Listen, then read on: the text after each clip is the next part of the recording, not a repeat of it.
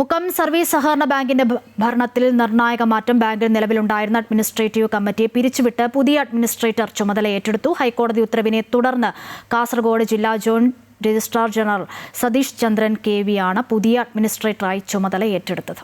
Mukkam service സഹകരണ ബാങ്കിലെ CPIM നേതൃത്വത്തിലുള്ള അഡ്മിനിസ്ട്രേറ്റീവ് കമ്മിറ്റിയെയാണ് ഹൈക്കോടതി ഉത്തരവിനെ തുടർന്ന് പിരിച്ചുവിട്ടത്.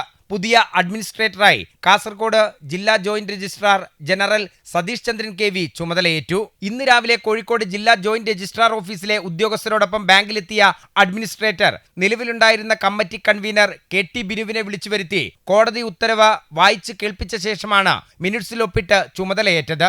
ഹൈക്കോടതിയുടെയും സർക്കാരിന്റെയും നിർദ്ദേശാനുസരണം ബാങ്കിന്റെ ദൈനംദിന പ്രവർത്തനങ്ങൾ കൃത്യമായി മുന്നോട്ട് കൊണ്ടുപോവുകയാണ് തന്റെ കർത്തവ്യമെന്ന് ചുമതലയേറ്റ ശേഷം അദ്ദേഹം പ്രതികരിച്ചു.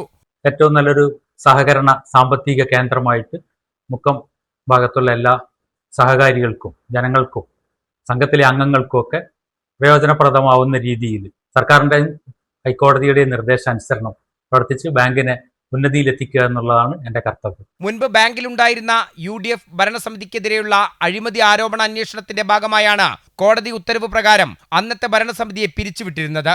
തുടർന്ന് 2023 ഡിസംബറിലാണ് ഇപ്പോൾ പിരിച്ചുവിട്ട അഡ്മിനിസ്ട്രേറ്റീവ് കമ്മിറ്റി ബാങ്കിന്റെ ഭരണം ഏറ്റെടുക്കുന്നത്.